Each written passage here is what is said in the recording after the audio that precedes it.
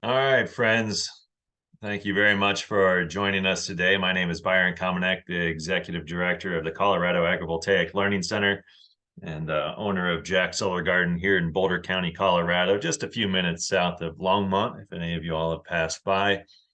Uh, the Colorado Agrivoltaic Learning Center is a small nonprofit organization based here at Jack Solar Garden, consisting of the fine folks at the bottom of the screen there, where we focus on three different areas of educating our youth, educating our community, and working with policymakers so that they better understand what's possible within solar arrays. How do we keep our land useful within solar arrays and not neglect it over time? Because there's opportunities to provide livelihoods for people within solar arrays beyond just O&M, but actually agricultural jobs.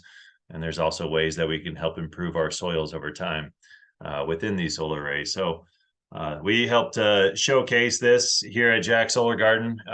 In the next year, we'll be having more events here on farm, as well as more outreach in different parts of Colorado. Oh, yes, I spoke too soon. So this is our showcasing slide where we have a variety of different events. We had over 2,000 people come join us at Jack Solar Garden this past season for a variety of events, from yoga to workshops, farm to table dinners, exposés, corporate events where there was a couple of companies that wanted to do retreats out at our farm. Different activities that enable people to come out to our land, see what's possible here. We even have an Artist on the Farm program that this past season, it was a painter on the farm who provided free painting classes to people that would come out within our solar array, as pictured there. And if you're interested in seeing some videos that are educational, just go to coagrivoltaic.org and you'll see the handful of videos shown below. There's a couple of the flyers that we put together for our farm to table event, as well as our agrivoltaic workshop. We're getting our calendar ready for the 2024 season. So stay tuned to find out more about events that we'll have out here next year. We've had a variety of different webinars already. Here are the last two that we did of agrivoltaics in the built environment to solar siting land use codes at the county level. These are opportunities typically once a month where we bring in experts in the field to discuss different aspects of how agrivoltaics fits into these different topics. Oh, come on. There we go. All of this is important because we have more policymakers taking notice of this. In Colorado, Governor Jared Polis signed a bill here at Jack Solar Garden back in May that put $500,000 towards agrivoltaic grants and directed the Department of Agriculture to learn more about agrivoltaic so that the state could be better prepared for this. Those $500,000 in agrivoltaics grants, people have submitted their proposals to the Department of Agriculture. We're waiting to hear back from CDA as to who will be able to get grants, and hopefully have more agrivoltaic projects, innovative ones, coming up across our state. We always like to talk about who supports us. We've had a variety of different companies that have donated to us. If you're a company that is interested in supporting our nonprofit, please feel free to reach out after this. And we've had a handful of different foundations, including the Walton Family Foundation, that has greatly supported our work over the past 2 years. Today's webinar, we have with us Anna Claire Monlison of Grazing LLC, Caleb Scott of United Agrivoltaics, and J.R. Howard of Texas Solar Sheep. If you do not follow these folks on LinkedIn as of yet, I highly recommend it. There are great pictures that come about from their posts. You're able to see what they're thinking, see what they're showing, and hopefully that helps inspire you to follow their work and do, or at least what's it called, advocate for similar activities in your own area. So today we're going to be talking about grazing opportunities within agrivoltaic systems. How this is going to go is each of our panelists will have about 10 minutes to share about their experiences, their business, what's going on. I have a handful of questions for them related to thinking about what are the main alterations that they should make to a solar array design to help support livestock.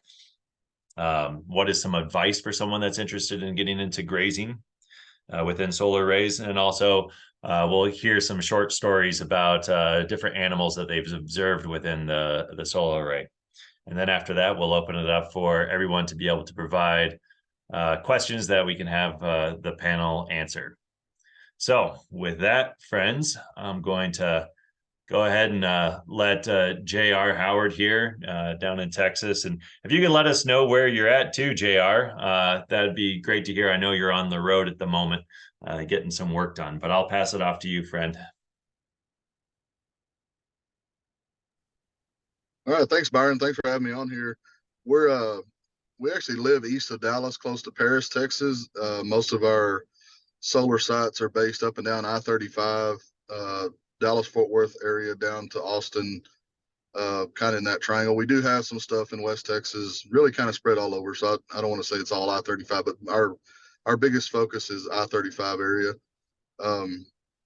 We family and I, we mainly operate sheep and mechanical vegetation company. We originally started out with just sheep. Now we've really gone to a hybrid program that involves using some mechanical, just because that's really where the market's gone for us, to support the grazing piece of that. So we focus on large utility scale solar sites.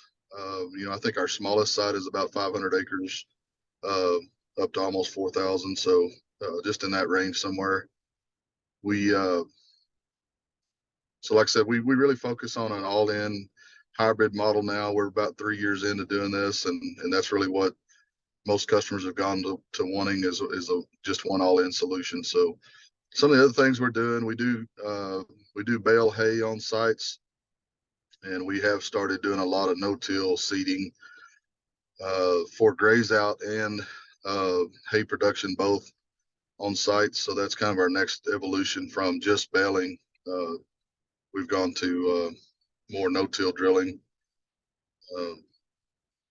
Trying to think kind of what else. We run mostly hair. We run all hair sheep, mostly some combination of Dorper and Katahdin hair sheep. They just kind of fit our program and fit the type of country we graze, and they worked really well for us, that cross. So we started small. We started with a small, I believe it was a 500U pilot program with Light Source BP. That's been a very good partner to Agrivoltaics in general, but and that's grown into, I think we have about 5,200 ewes of our own now. And we've got another 1,000 or 1,200 of some good friends of ours that we graze solar. But so it's scaled up very quickly in the last 2.5 years. We've got it's about 2.6 gigawatts signed up for 2024, which will more than double what we have now. So it's going into 24 and 25 in Texas is getting pretty serious on the acreages. They're just not enough. We've turned down quite a bit of work that's just hasn't fit our model, or hasn't fit, just kind of what we're doing in the areas we work. So we have some other folks who've taken those on for us, and just lots of construction right now in Texas. So there's a lot of opportunity for that piece of it. And that's kind of it. We do a real aggressive rotational grazing program. We run guard dogs, kind of the whole 9 yards, just basically the same thing we would do outside the fence as what we do inside the fence. There's some different ways we have to work around the panels. But we, it's not far off from really what we would be doing outside the fence, other than just a few of the internal rules and working around panels instead of just maybe trees or mesquite trees or something. So, but we do a lot of mechanical. It really gives us some flexibility in the grazing side to not be stocked at max capacity year round, because we do stay on sites year round. We're operating a full production model. We lamb on site, and most of those sheep don't leave those sites unless they're being moved to another site. So we're on sites year round with our sheep. And that's kind of a brief overview there, Byron. Thanks, JR. So your main business is the leases that you get from solar companies, as well as selling the animals for meat. Yeah, or do you do? Yes, sir. Too? Yeah, and those really come out pretty even. on those income streams. They're pretty even with each other when you look at the overall. All right, But friend. sheep's our main focus. We're mechanicals just really kind of a necessary evil a little bit on these high rainfall sites. Most of our sites are in the 35 to 55 inches of rainfall a year range, and a long growing season down here in the south. So it is most of these sites are being mowed anywhere from 4 to 6 times a year, mechanical only. So we're replacing, between 80 and 90% of that with sheep and just mowing what little bits left. All right, thanks, JR. You're already stirring up some questions, so we'll come to those once we've gone through the ranks. All right, Caleb. Hey, how's it going? So yeah, Caleb Scott here with United Agrivoltaics. We've been managing vegetation management contracts for a decade now. Yeah, so yeah, 10 years, going on 10 years this fall. We're operate as a farm partner group. So we have sites all over the country, from Hawaii to the East Coast. We've got about little over 100 sites now, and about 15,000 sheep in our portfolio. I myself, I'm actually a farmer as well. I'm on 27 of those sites, and I'm trying to really push the envelope as far as like what we can accomplish above and beyond just the grazing side of things. But I mean, obviously our primary focus is maintaining the vegetation. That's what we're paid to do. But other value added resources for the farm, and kind of R&Ding like what's possible. So that's where we got into starting in with pasture pigs and poultry and other sorts of things like growing hops on fences for vegetative screens and things like that. So I got my start in the industry working on the EPC side of things, helping to design and build these sites. And then that kind of quickly transitioned as they were completed into, hey, can you guys do the maintenance? So we started mechanically mowing these sites. And as a 7th generation farmer, I was like, this is crazy. This is such an impractical use of the land, and it's very challenging. And so consequently, we started pushing towards putting sheep on site. I was a shepherd as well, so I had my own sheep to kind of get started, and we did a few like test plots in 2013, and kind of from there just started, it started catching on in our area. And then it's since then it's been a lifelong goal of mine to help educate farmers, developers, enthusiasts, and so being a founding member of the American Solar Grazing Association and the current vice president, we've really been able to kind of express our kind of concerns and how the industry is growing and what sorts of best practices we can put in place. So been kind of on the forefront of a lot of that, but also behind the scenes and in the trenches a lot of time, with our own farm and our own farm practices. So it was about 3 years ago that we got started with our first kind of introduction of pasture pigs, and that was and that's gone really, really well so far. Yeah, and also I have to do this because my kids said I had to name the pigs, like give you guys the names of the pigs that we're using. So I'm going to quickly go through that just to appease them. So we have Taco, Cops, Gobbles, Flopsy, Waddles, Puddles, Pumpkin Rudder, Dozer, Pepper, Ginger, Ghost, Maples, and Smiles. And yes, my children named them all. Obviously, as a farmer, this is really important part of our lifestyle, and our families are a part of what we do and why we do this. So So yeah, here you can see these little pigs. They're like little Chewbacca's, and they're super fun pasture pigs. It has definitely been a learning experience working with them. But like I said, we've also done quite a bit with like wildlife release programs for like ground nesting birds and pheasants, and we've done a bunch with poultry and stuff as well. But really, what's kind of what I think that the pasture pork is something that everybody can really get behind, and it's a great value add to our sheep grazing operations. Yeah, so there's just a couple quick little videos here. We also graze quite a lot of pollinator sites. We've got beehives. So we're really looking at our farm practices pretty holistically. And just so you guys are also aware, because you had asked where we are. I'm calling from my mobile office. I'm currently in Maryland, along the coastline, down here doing helping a firm with some permitting, and working on kind of setting up more future sites for more future farmers. Sorry, Caleb, I can't get the little videos to play, but I'll get those before we conclude. Oh, no worries, no worries. Yeah, so that's just a little bit about us. Again, we're a farm partner group, so not technically a co-op, not a franchise or anything, but just a farm partner group.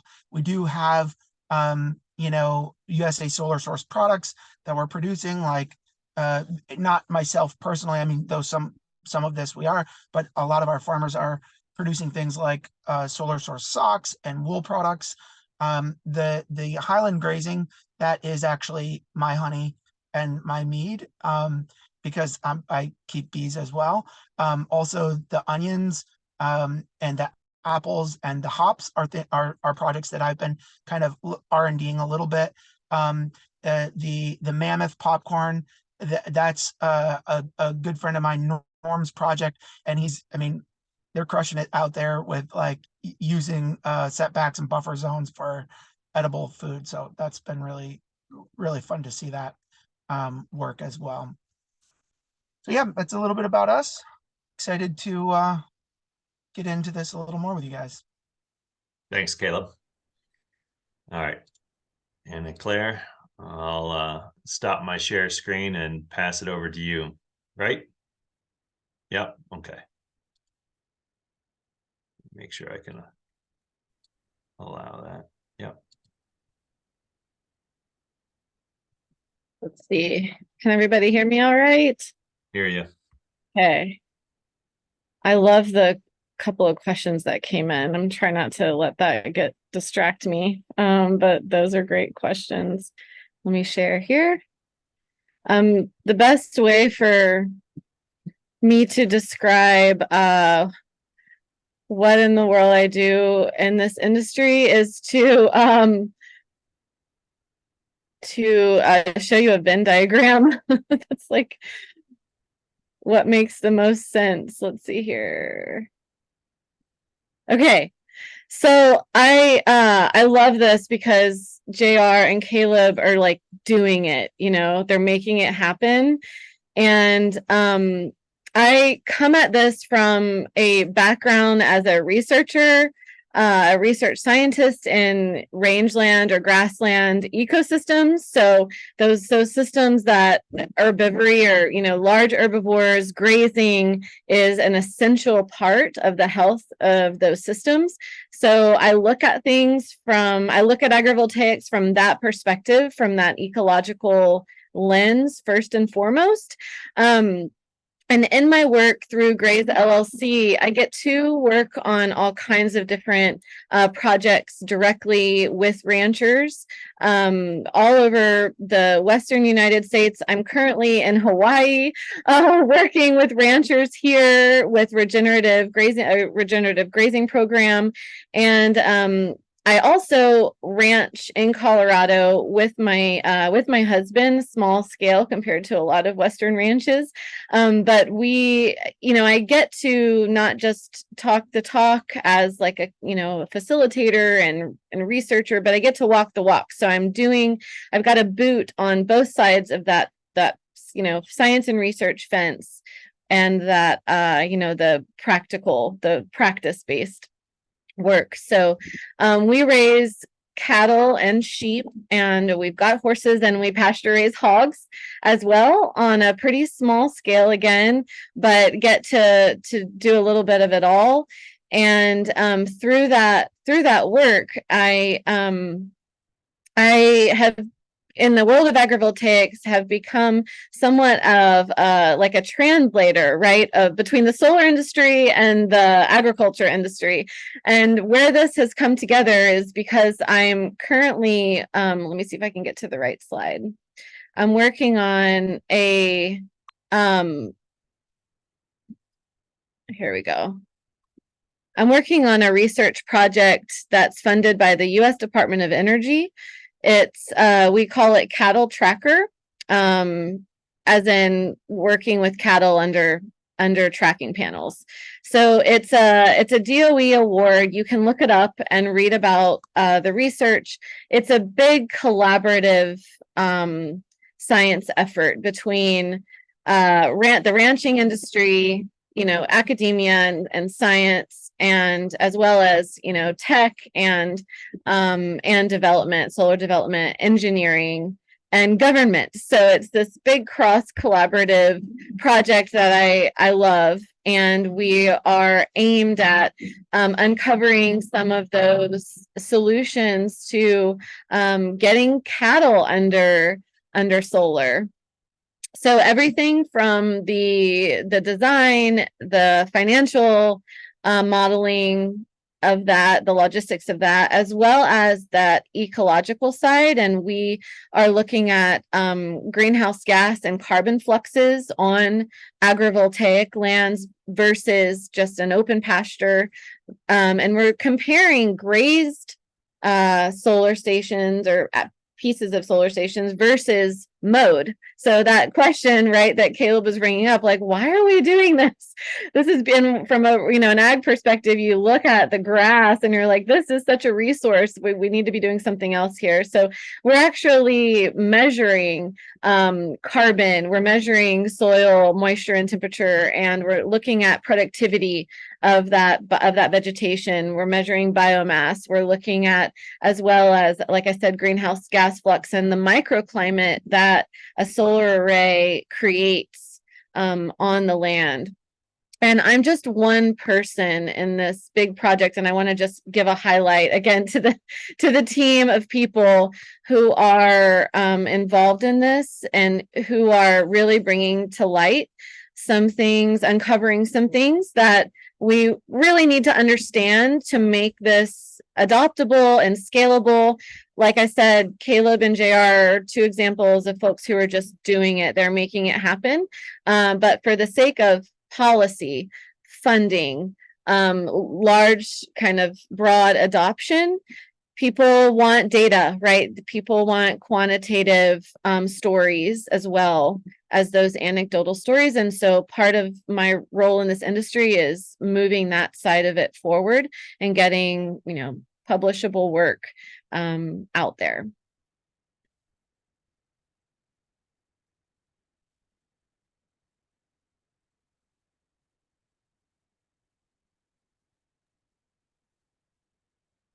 Right on. Thanks, Anna Claire. All right. Thank you. Well, friends, I'll ask away a couple questions. Whoever wants to chime in first, you're welcome to. Every time we're out here with solar developers doing tours of Jack Solar Garden, folks are always interested in the different alterations that we've done to our solar array. And so I'm curious to hear from you all, as I'm sure folks online are, about what are the main alterations that you would like to make to solar array designs to better support livestock in your businesses.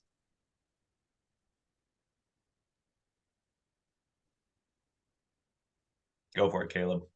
All right. Well, so this is something that we do consult quite a bit on with developers. There's that old saying that a fence should be horse high, bull strong, and hog tight. So like The fencing is the first and biggest concern, and then obviously access to water would be our next concern. Oftentimes, when we are what we say is, hey, look, there's already a retention pond or a borrow pit. Just fence it in. Let us use that natural water source, and reduce the amount of water we have to bring in. And then outside of that, above ground cab systems are a challenge all around. When possible, we suggest like raising them up off the ground. It's not like a terribly huge expense to bring these things up at least high enough that a mower can get underneath them without snagging them, even if it's just the mower deck. Because a lot of times these things are drooping down and they're sub 24 inches, and that creates a big problem because a lot of times, and JR mentioned this earlier, they're not just what's best for the site as far from vegetative management, but also what's best for pasture management is actually a hybrid model. Like a lot of times we'll want to mow so that our sheep have that more lush grass. So we don't have to overstock a site, or so that we can expand our footprint a little bit, while we grow our numbers. So I think the cab systems, for mechanical purposes being higher is great. Also, they tend to be a blockade for moving sheep. I mean, you can use it in your advantage with a border collie or something. We try and suggest people stay away from drive lines that are too low to the ground, because the sheep can actually get caught in them. So just making sure certain things like the lead edge are high enough off the ground. I mean, don't get me wrong, we graze plenty of sites that the lead edge of the panel is 18 inches off the ground. It's just more expensive. We have to operate around that. And so for things that are going to reduce long-term O&M costs up front, and for the next 30 years, it's worth putting a little bit of farm readiness considerations in play. So we graze our sites from like bronze to platinum for when we put a bid in on them. And a lot of times that's those are the sorts of things that we're looking for. Thanks, Caleb. JR, you want to chime in? Yeah, I think the shift we've seen some in the industry is when we started, there really wasn't that buy-in yet on very large utility scale grazing, the kind of that impact. So now that we're able to prove that those benefits and those impacts, we're actually getting a lot of buy-in now for putting in a lot of this infrastructure like Caleb talked about in the construction phase, versus waiting till later and just having us put it wherever we can later. So and so that's one thing we're doing is we're offering on a lot of these new sites, we're offering them two prices. One is, hey, we'll take it like you give it to us and we'll run with it. Or here's another option let's put in a few of these water lines. Let's put a few of these cross fences in, and all of that is being worked around the original array design. So there's really no changes to the site other than just adding these pieces to it, and then being able to provide a cheaper quote for O&M if they would include those alterations on the front end. And most everybody lately, especially this last 6 months or so, has really jumped on, hey, let's think further, let's think longer term, and let's get ahead of this. And so we are getting some water lines, internal fencing put into these blocks. We're getting some more gates put in different places where we can rotate sheep out of the back of some of these arrays across to the next block and things like that. So there is a lot of buy-in there. We are showing some financials that support that. It's only about a 2-year payout on most of these we've done lately to get that back, and then O&M going forward is that much cheaper. And it's just so much easier on us to not be hauling water and not be building electric fence every day of the year. So would you mind explaining a little bit on the cross fencing and the internal fencing, just to give folks a little bit better idea of what you mean by that, or like how much additional fencing are you talking about? Sure. On a lot of these sites there's just so much difference on how many different fenced pastures or blocks of those arrays there are. Like we just got one that is about a 1,600 acre site, and it's only two pastures. One pasture is about 160 acres. And when I say pasture, I mean the existing exterior chain link fence. One area is about 1,600 acres, and the other area is like 1,500, all in one huge block. So to rotationally graze that, we've got to cut that down with electric fence. And when you start talking about 1,500 acres, you've got to cut up. That's a lot of work. So that and getting water all the way across that, there's that side that doesn't have water either. So we've got a big water plan that the asset owners actually working with us. We're going to do a partnership on those funds for that. And then, but if we can, on that, like that project, if we could have just put a couple of cross fences across there and at least knocked it down to 300 acre pastures, then we could have split that real easy with electric fence and beyond that and had it in a lot better shape. So going forward, we're going to try. And then we've got places that are 1,500 acres that just with the existing chain link fence, the way it's split up on the original plan has 14 or 15 pastures and 1,500 acres. So there's just a lot of difference in one array and across the street at the next one on how those are originally set up. Thanks, yeah. Yeah, and just to add a little clarity to that, what JR was also talking about adding fences or gates rather from one paddock to another. We're seeing that because it's really inefficient to load up all your animals on a tractor trailer just to haul them a block to put them into another array. So if there can be fences added or gates rather added in where that where you can cross from one to another, it makes a huge difference, and it's a fairly small ask. And then I would also say another thing that I forgot to add in there was vegetation. So many sites we're seeing that we're seeing come online are just so poorly vegetated because they weren't seeded down prior to construction. They were built on a cornfield. It was a muddy mess. They have a hard time seeding once the equipment is in place, and then you end up getting a site that's basically full of weeds, that's got poor forage, and it takes a lot of work on the farmer's end to get that site where we want it to be from a vegetation standpoint. And so with a little bit of planning ahead, like catastrophes can be averted, projects can move a lot more smoothly.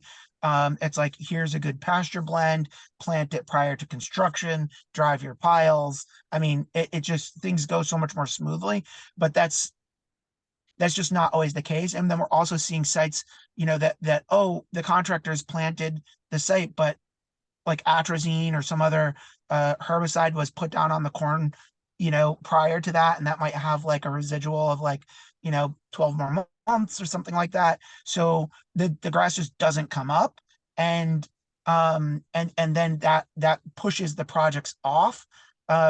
It adds issues with permitting, soil and water issues, and so making sure that the vegetation is there's a really good vegetation plan implemented that's specific to agricultural integration is really important. And because we do a lot with pollinator sites, I like that people and as a beekeeper, I like that people in the industry are into that. But oftentimes they're like, hey, come graze this site. And I'm like, you planted a bunch of toxic stuff. Like, sorry. And they're like, wait, what? We're supposed to be grazing this. I'm like, well, now you got to get rid of that toxic stuff because you didn't think you were like grazing pollinator sites can be challenging. So it's like, maybe there are separate areas for pollinators and then separate areas for, grazing. And when we do hybridize pollinator grazing with our traditional farm grazing methods, it's more taxing on us because we have, lower stocking densities, more mechanical mowing, there's other sorts of considerations. So, yeah. That sounds like a good transition into Anna Claire talking about rangeland management. Yeah, I want to jump in here. So, the first thing that I wanted to mention to answer this question about, what are some main alterations in design?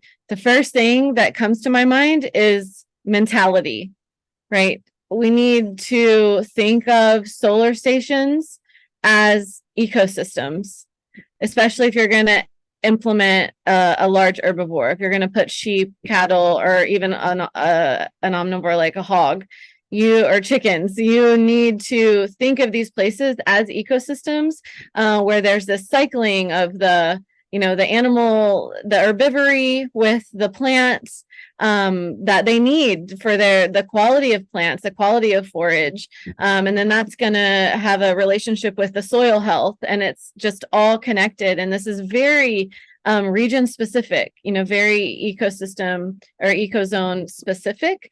So there's not a one size fits all recipe whatsoever. And so, getting out there, my point on this is the earlier you can get a solar developer or designer can get out there with folks who are in ag or who are you're wanting to partner with to graze, get them at the table early.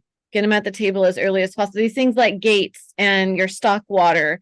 And that's the second category that I think of about main alterations. So I think of mentality, one. Number two, infrastructure. Your ag guys are going to be thinking about watering. That's probably the most limiting thing, is where is your water placement? If you're thinking about rotational grazing and more like regenerative practices, stock water, wire management, wire safety, and I'm ringing the same bell as Byron here. Panel height or torque tube height is definitely something. The dampeners are maybe some of the weakest structural points on the arrays, to think about where those are, if they're protected or not. And installation, so the way you're installing, grading versus not grading, compaction issues to the soil. So again, a solar engineer, that perspective, that design perspective, needs to kind of open up into this idea of the ecological system and what the plans are in the future. And if the plans are ag or agrivoltaics, then we have to think of the whole thing in a different way, from beginning through to restoration or revegetation phases. The part of the infrastructure question that I doesn't come up because it's not really practical, but I think it's important about the mentality and the kind of community adoption, that this is an okay thing to do with the land around, is think about the fencing. So a lot of solar stations look like prisons. It doesn't look like farm ground. It doesn't look like agricultural ground. And so what can we do? Like, do we really need chain link fence, or can we put in more of a ranch fence, something with wooden posts, something that's gonna kind of keep what we want to keep out, but also keep in what we want to keep in, that doesn't look like a prison.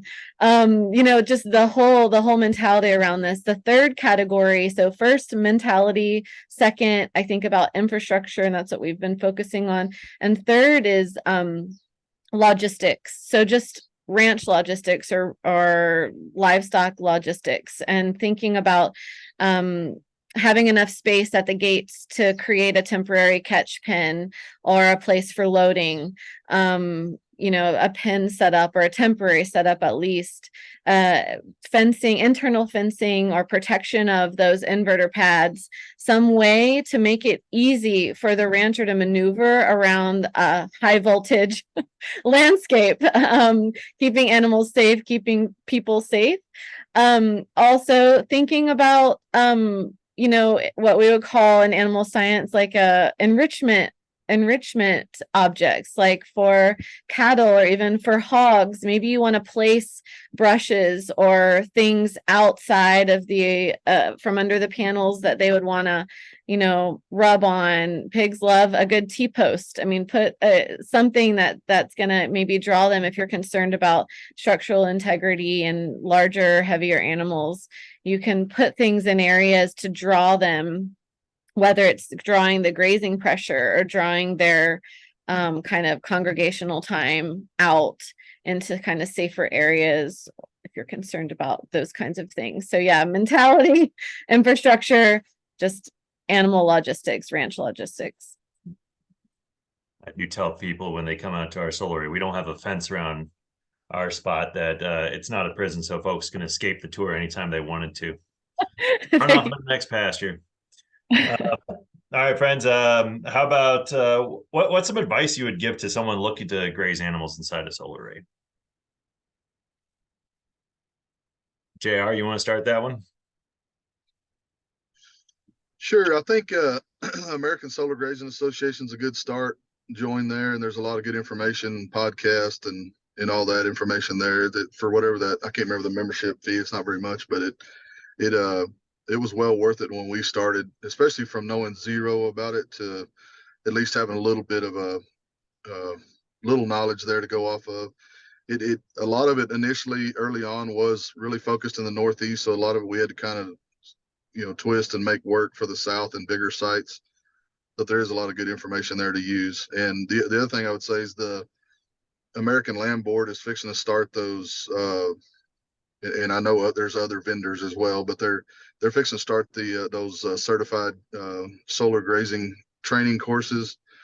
And I think if those are put together correctly, I think that could be a huge benefit there for everybody. That I think the solar grazing is not going to be for everybody, but until you really figure out what's involved and then make your own decision whether that fits what you want to do or not want to do, it's I think those classes could be good. I know we're going to do one in Texas probably in April or May next year, and we'll be involved in that. But I think that'll be a good start too. 3 days. It'll probably be a couple. They're going to do some online courses, kind of prerequisites to that, where we can cut down how many days you have to be on location. But I think there's going to be 3 days of on site with at least one full day on a solar site. And somebody that knows zero about it, just like we were when we started, that would have been a big help for us just to get an idea of what all the equipment's called, just how everything works inside a solar site would have been huge. We kind of just winged it and had to make it work as we went, kind of deal. But yeah, those would be some good starts. Go, holler at some of us that are in your region that are already doing it. I get calls 6-8 times a week probably from folks interested. Some of them are still interested after they talk to me. Some aren't. So I'm honest with them. So it's not we don't just throw our sheep out there, come back in a month and get our check and we're all doing good. So get a hold of somebody in your area that's doing it and ask questions. Most of these folks I've been dealing with are very honest on what they're doing. They're not gonna lead you astray as far as try to answer your questions and get you started off on the right foot. Thanks, JR. Well, that sounded like a nice, easy transition into you, Caleb. Yeah, definitely. And I would just have to parrot what JR said about educating yourself. I mean, I think that's the number one most important thing. Calls like this are so important. So thank you for doing this. The American Solar Grazing Association, I mean, there's a degree worth of knowledge in all of our stored up calls there, our archived calls. And really understanding what it is around the contractual side of things. A lot of people think they can just go on a power plant and drop sheep off, and that's just not the reality.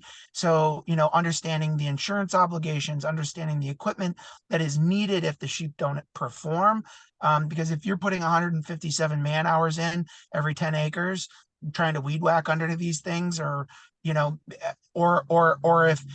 you get a solar contract and then you can't perform and they have to hire someone to come in and mow and then charge you for it because it's your obligation. Like, those are the sorts of things we definitely don't want to see happen.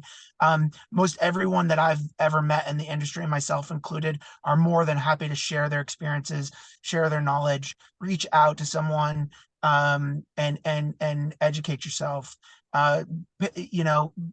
Whether it's around the types of equipment, whether it's around the types of and best breeds of sheep, if you're going to be going into it. I mean, not all sheep are created equal. When it comes to grazing, some are better browsers, some are better, some are just going to go after the high protein forage, and some have wool that gets caught in things. Some there's a myriad of different reasons why different types of animals might be best, especially around pasture pigs. I know when we you know, when we started off with our pasture pigs, we started out with a few different types, you know, like the Idaho pasture pig, the Cooney pig, and then a hybrid between the two, because we're like, what's going to be the best, you know? And we were able to like go through and very clearly see, oh, this doesn't work, this does work, you know. And what are the sorts of watering setups, and how do you, I mean, there's so much stuff to learn. So I would say, you know, educate yourself. The certification program is going to be excellent as that gets rolled out, and I'm really excited for that. We've, you know, had our hand in kind of developing it, so we know you know, we know what's there, and I can tell you right now, it's going to be awesome. It's going to be great. So you know, yeah, education. Thanks, Caleb. Anna Claire? Yeah.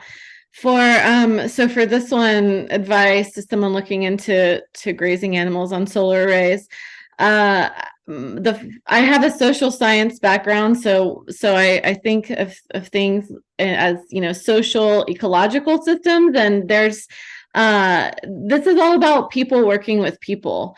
So finding those people that you can share values with, can come to, you know, an agreement on, and it's about, you know, creating partnerships, but also being able to nurture those partnerships long term, being able to maintain those relationships, and setting up where there's, you know, there are needs, there are offers, and there are benefits to everyone involved. And I think that's really important. I'll repeat again, get farmers and ranchers at your design table early on, as early as possible. I mean, ranchers and farmers are good, mostly, you know, they're good at what they do. They find solutions, they're engaged, they're creative, they know animals, they know the land, they know how to, you know, manipulate animals in tight spaces or in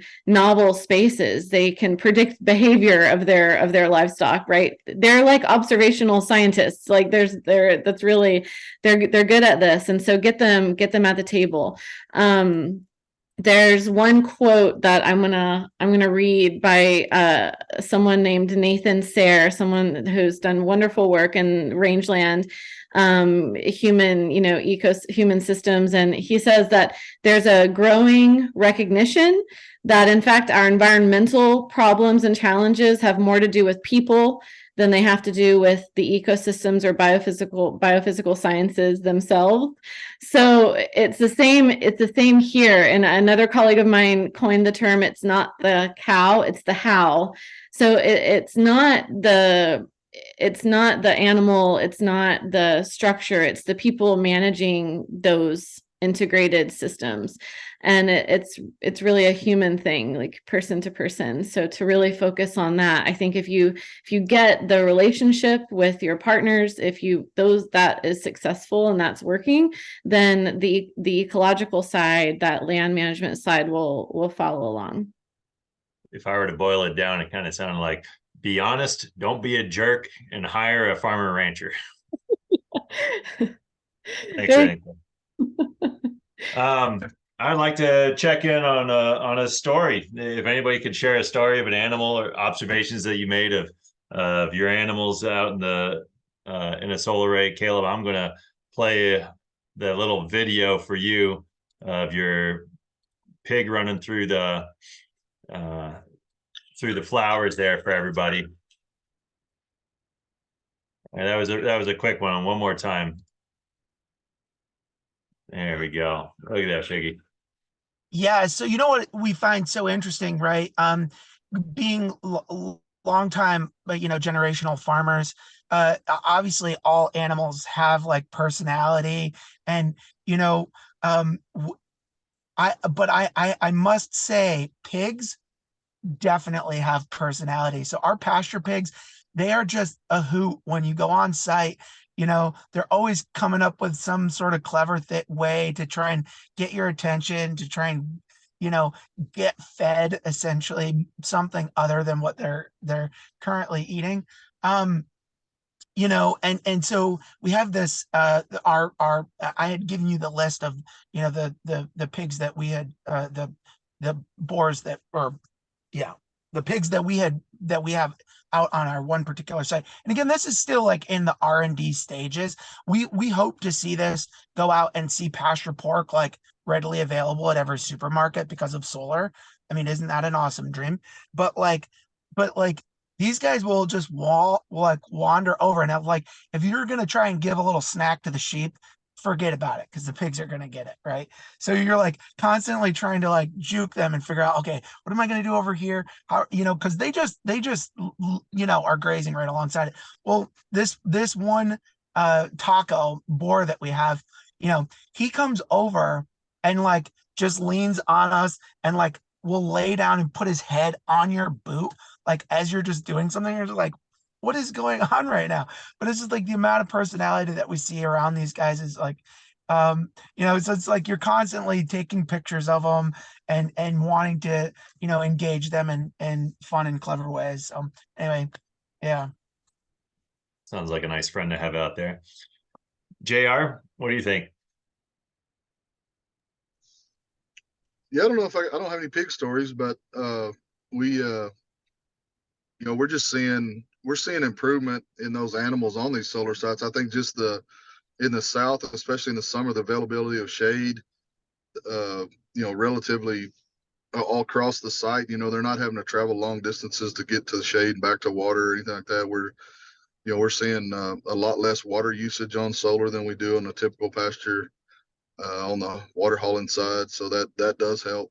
And then, of course, the pastures themselves in the summer, it's kind of funny. I think the rows down the middle between spring and fall really, really come on. And then in the summer, those panels really provide another kind of microclimate under there. And it really gets better under the panels in the summer than it does in the middle of the rows. So it's kind of you kind of get the benefits of both throughout the year, and it helps kind of sustain that year-round grazing. So that's one thing we really noticed is especially down here where it's hot and dry in the summer, is that you can still have a lot growing under the panels throughout the summer. Thanks. Anna Claire, anything on the cows you've seen? Yeah, I actually wanted, well, I can say a cow story, but I can also say one thing I wanted to say was about something that surprised me. And one of the first times I was doing research in a solar array, it was about a 3-year-old array since revegetation. And I didn't know what to expect, but I was so amazed at the biodiversity that can be in those places. And I was down on the ground doing research and I hear flapping, and there's a pheasant that just flew out of the taller grasses, like made its way under. And it just really dawned on me that, wow, like if we do this right, we can really, create very biodiverse ecosystems, really thriving biology, and that was just a really cool thing to witness firsthand. It took me by surprise. I just wasn't expecting that. And then, yeah, so observing cattle under mock-up, solar arrays, we're testing different designs, heights and things, and watching those cattle under there's definitely I think we're overly concerned about cattle going crazy and knocking down everything. And I really see them very adaptable. Cattle are adaptable. And so there's this period of time when they get into the space of the structure and it's new and they're sniffing and they're rubbing and they might learn to scratch a little bit, but they kind of get used to it. And then over the course of 24 hours or 48 hours, it's not a novel environment for them anymore. So they learn to use the shade. You see them congregating under the shade. You see them, using things to scratch on. So that is something that we're addressing. And but they're not like, ramming the I-beams and, purposefully being destructive. So we have to just think that they're going to be cowy, but they're adaptable. Yeah, that when we had just a few cows out on our site just for a few hours, when the cows got out, they just immediately went underneath the panels and started eating grass. And then the trackers clicked a little bit, going, like that. And then they popped up their heads, looked around, like trying to figure out what that was, and then went right back down and grazing. Yeah. But I heard a funny story recently from one of our O&M team that was coming out to do a annual preventative maintenance on our site, telling me how they were getting notifications from one site where there were sheep being grazed that the trackers kept stalling out. So they would get sent out there and have to look at it and figure, oh, well, there's nothing really wrong with this. Let's get it going again.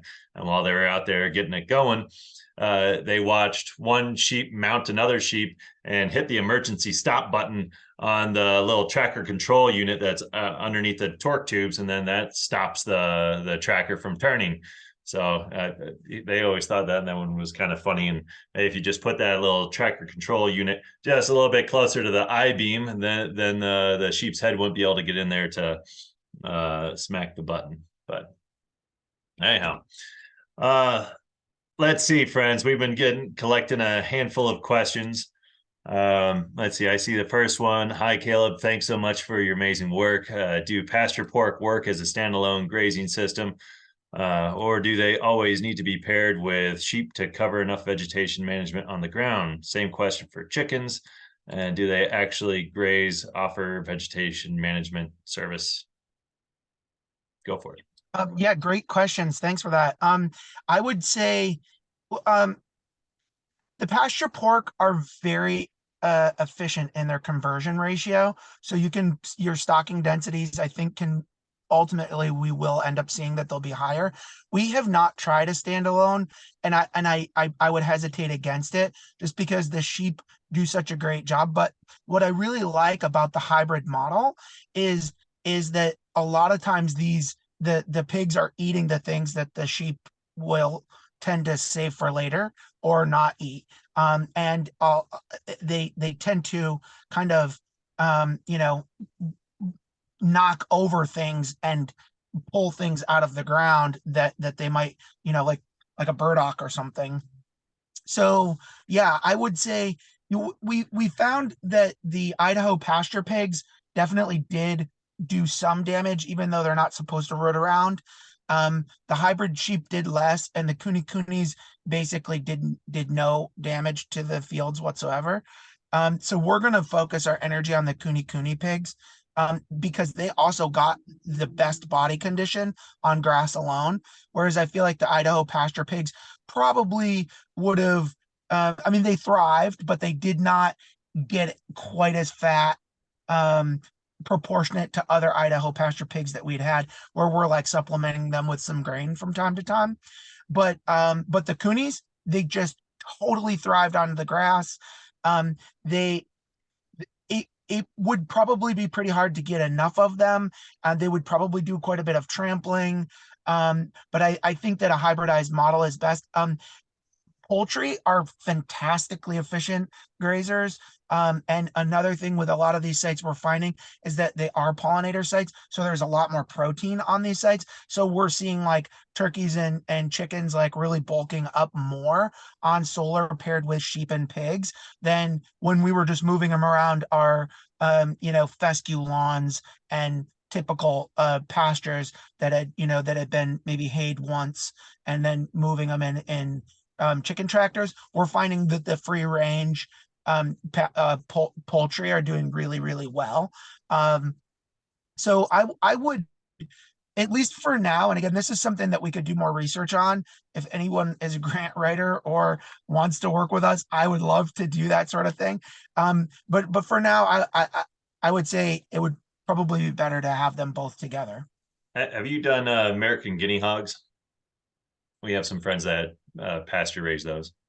Yeah, and again, my experience with American guinea hogs is that they will root around more than that maybe less or more than some of the other pasture hogs.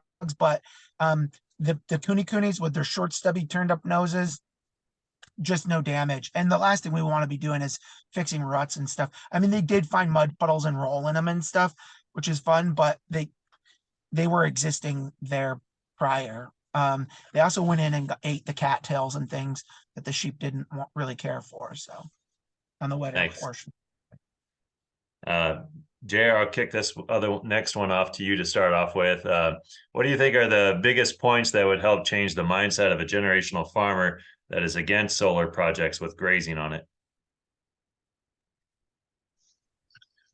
Well, I don't know if the issue would be with it's going to grazing versus farming. I don't know if that's kind of the question, but they're just different production methods. I think it's all agriculture one way or the other, whichever one. I think there is we've all seen some avenues where I think there's going to be farm production and solar on the same sites, and we've seen that in Europe, starting to be at least a little bit of scale. I don't know how quick that gets to the U.S. I'm not sure on large scale.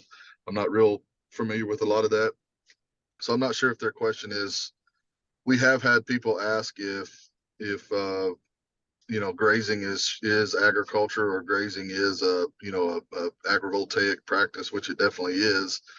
It's just different than farming. So if they're not used to that, we actually do some consulting work for some landowners that are grazing their own sites now that were crop farmers before, and we've helped them with that. And there hasn't been they don't have any big issue there. They're definitely making a lot more than they were crop farming. So when they have their lease payments on those panels and are able to keep grazing production going. So I think there's a million ways we can go with agrivoltaics. It just depends on the buy-in we can get from the asset side, and it's going to have to be buying from the landowner side, because if they don't keep putting some of this into solar, it's not going to be there anyway. So but if they're dead set on it staying farming, I think you're just going to have to make sure that you lease it to somebody that's going to do an agrivoltaic setup that's conducive to that type of farming and go that route. I mean, we're not gonna please everybody with sheep grazing, but at least it is an agricultural production that we can keep the land on, that's versus just mechanical mowing strictly. Thanks. And Claire, you got a thought on there?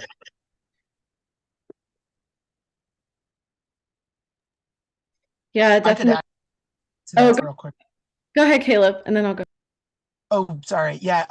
Yeah. I would say, we're oftentimes asked that question as well. And, my response is like, we're not importing corn and soybeans. We're importing lamb. It's something that we need. So, and it is absolutely still agriculture. And there are other areas within the system, the full ecosystem of this solar plant, that can be farmed in other ways: setback zones, beautification zones, buffer zones. We can put Christmas tree farms in for view shed.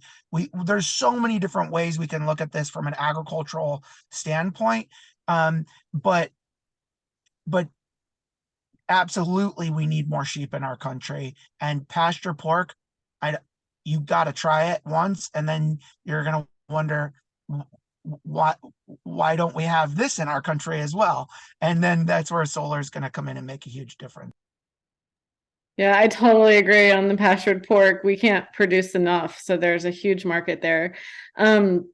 Yeah, so again, looking at it from a rangeland or a grassland ecology standpoint, if you're going to be growing grass, if you want biodiversity, if you want the cycling of soil health and carbon and water and nutrients, you need an herbivore in that system. That's just ecology. That's just the evolution of grasslands. So, from that standpoint, it just makes a lot of sense. But like Caleb was saying, we have an oyster here. We can use our minds and put our minds together and do all kinds of things. And you can have a crop rotation and then graze livestock on the stubble. That's what we're doing already, so we can combine these systems. It doesn't have to be an either or, and we can kind of stack activities or stack uses and have multiple benefits come out of that.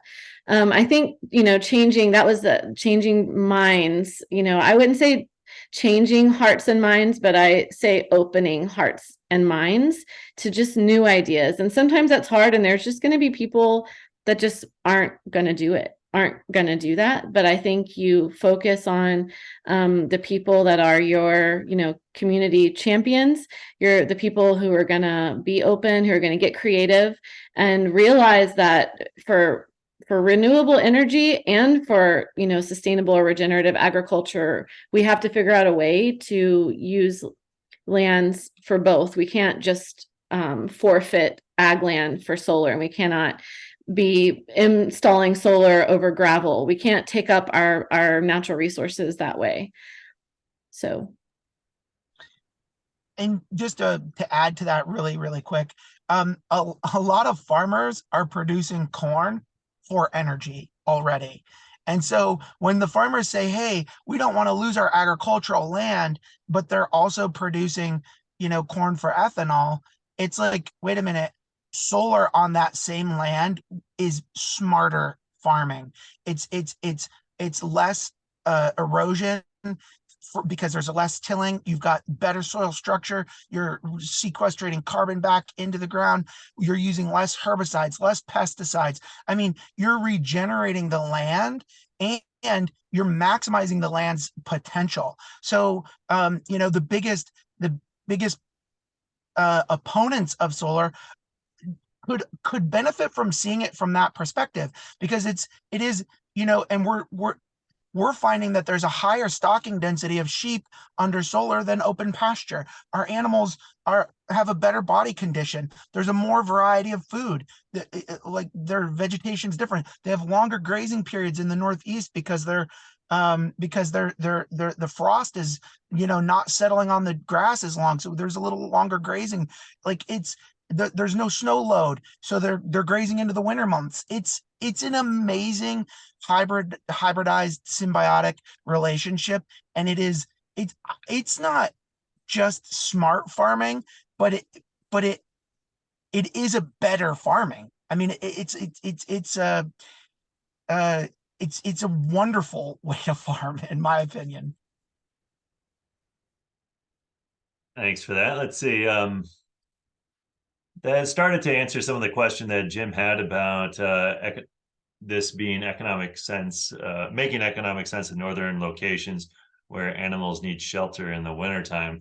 Thinking about how the panels can redistribute precipitation during the wintertime and delaying frost on certain areas. Any other thoughts on the economic viability of housing sheep or other animals through the wintertime out within solar arrays? Well, we've been doing that now for 10 years because I live in the Northeast. So very snowy climate. We do graze later into the season. We bring our sheep back to our home farm for lambing, and then they go back out. We also send sheep down south for the winter months, and then they can pasture graze down south. I mean, you got to think, for human history, migratory grazing and animal husbandry and that sort of way has been a thing. I think you're going to see more and more of that, where northern farmers are either leasing sheep from the south so that they can depopulate and de-stress their lands, and then populate these northern sites where there's 100+ inches of grass growth, and then bring the sheep back to the south to lamb on pasture under solar. So we're doing that internally. It's, I joke, but the Mongols moved thousands and thousands of sheep across the country. We do the same thing, just with trucks. They're going from one space to another. And I think that's going to become more and more popular. Thanks. JR, this one's about large scale solar systems. So maybe we'll start with you, friend. Can you share any insights as to how these large scale solar grazing sites can become irrigated to maintain vegetation for livestock? Do you see folks doing large scale flood irrigation or sprinkler systems or anything else like that that helps the vegetation be managed, or is it just the microclimates?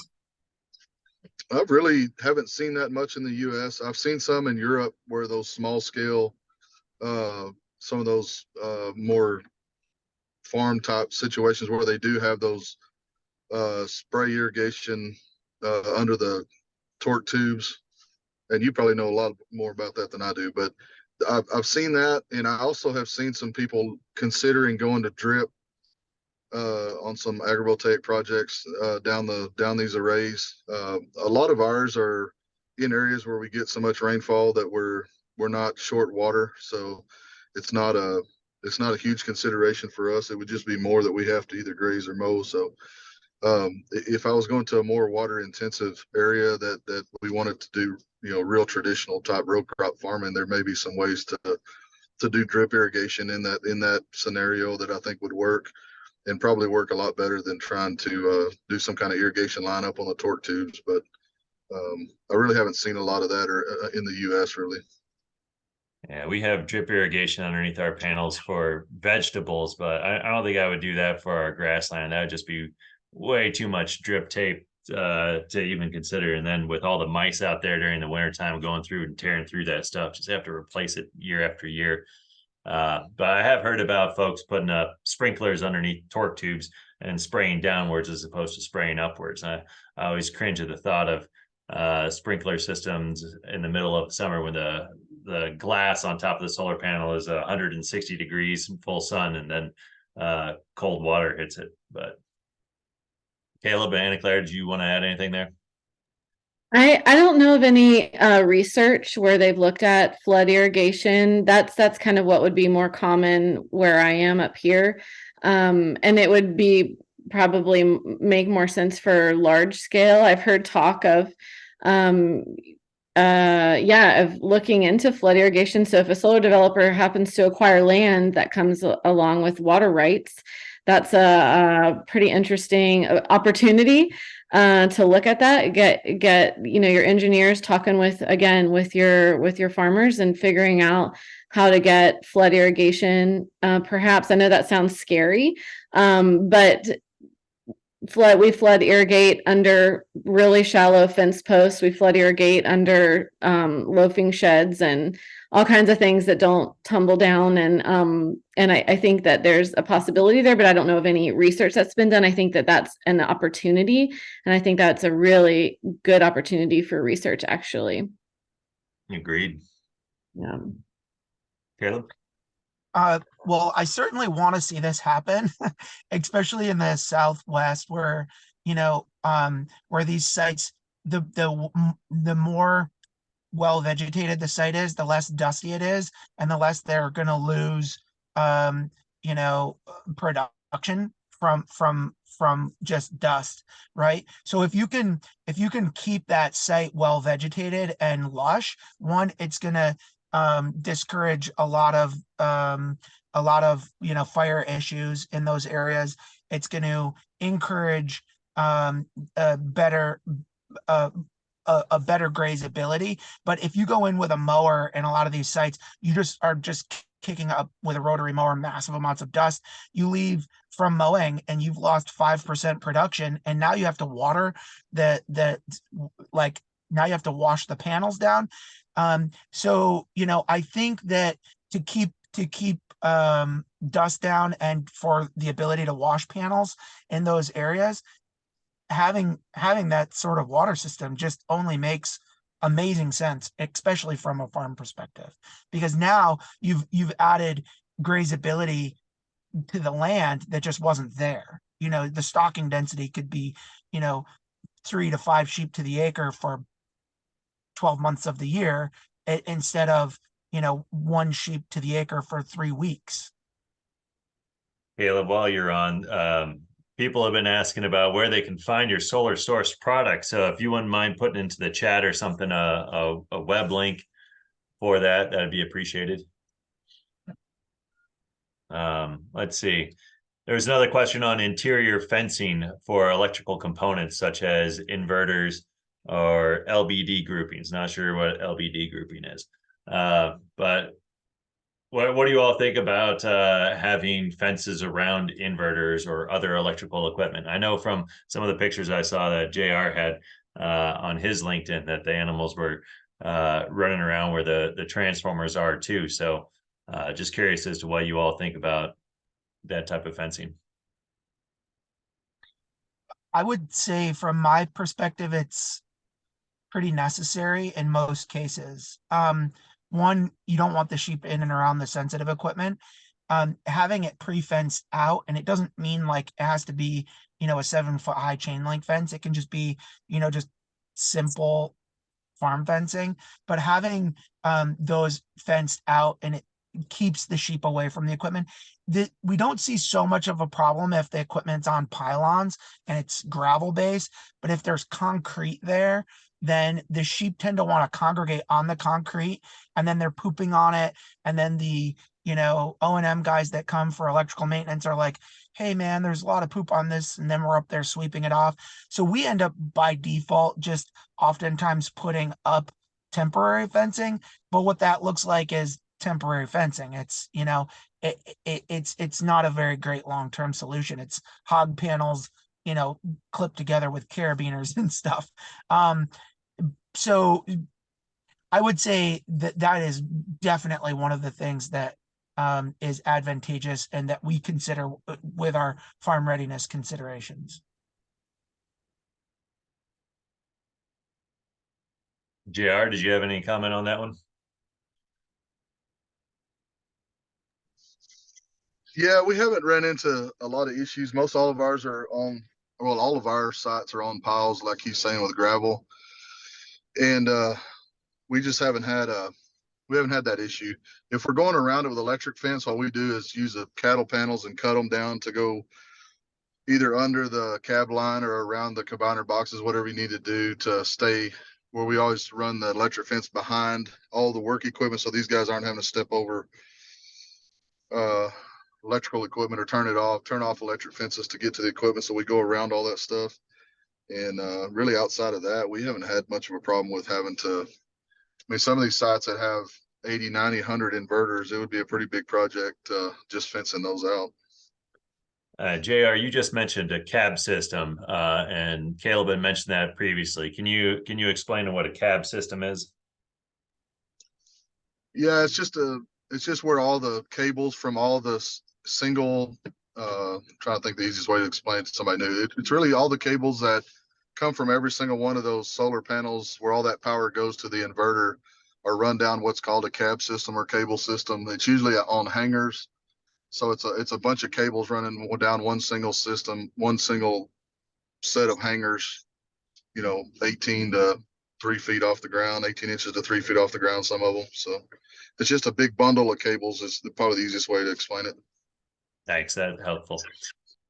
We have two questions on here related to investments and the economics of agrivoltaics. I don't expect you all to talk about the investment on the solar side, but maybe you all can talk about the dollars and cents for getting going on 10 acres or 100 acres or 1,000 acres with different types of animals.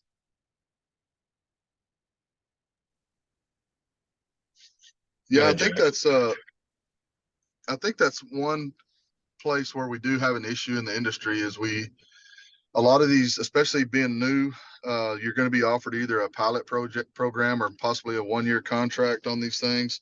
A lot of times if you're going to get a big sheep or livestock loan, equipment loan, that kind of stuff, you may have I'm just throwing something out there, but you may have a 2-year payout on your equipment or 2-year payout on your sheep or whatever that is. Equipment's probably a lot longer than that, but you go to a banker with a 1-year lease and a 2 to 5 year payout on some of that stuff, that's a tough sell. So, once we're on these sites and we're able to show kind of what we can do, we're getting 3 and 5 year contracts pretty regular now, but there is going to be some capital issues initially. And then maybe that's where, if he's talking about outside investment, maybe that's where you can partner with a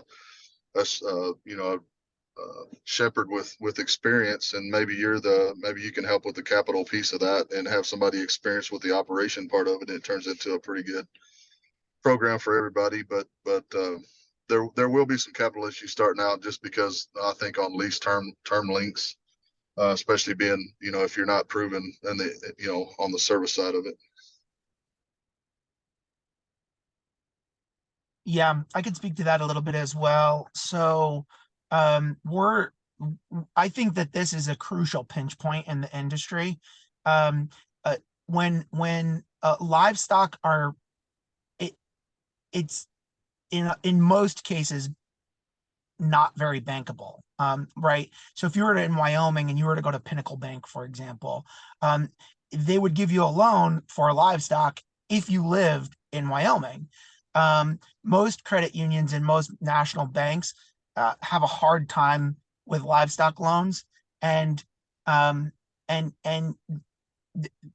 this is a pretty big issue for a farmer who might have 50 or 100 sheep who needs 1,000 sheep at $300 a piece, 3 sheep to the acre. That's a $900 to the acre investment. That's a lot of money. And, and if you keep building your animals up because you keep extending your contracts, you're not selling animals. I mean, I graze hundreds and hundreds of rams that I could have otherwise sold to the market, but I'm like, I can't because I need them for these contracts. So you've got to have the contracts kind of justifying the operations above and beyond the sales. Figuring out your build versus buy model is really important. I've worked with a mathematician at Cornell University to kind of develop one of these, pro forma Excel spreadsheets for farmers, but it is pretty hard to go to the bank and be like, can I have $1 million to buy sheep for this industry? Oh yeah, it's a 1 year or 3 year contract term. Like JR said, it is very, very tricky. So I think that the way that right now it's a great investment opportunity for venture capitalists. It's a great investment opportunity for companies that are looking to maybe diversify their portfolio in the solar industry. But it's pretty tough for your average farmer to secure the loans to get the necessary livestock. That makes me wonder about some of the tax credits that are out there for building solar arrays. If some clever folks can figure out of buying a certain head of sheep or cattle or chickens or pigs and incorporate that into the overall project cost that could then have tax credits applied to it thereafter. Not sure if that one's possible, but that could be a way of helping to get a farmer rancher up and going with animals on the land.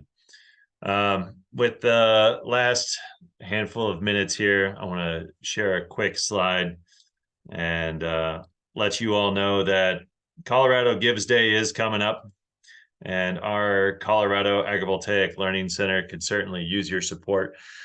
We do appreciate everybody being able to join us today and learn more from these folks that are actually working on grazing animals within solar arrays.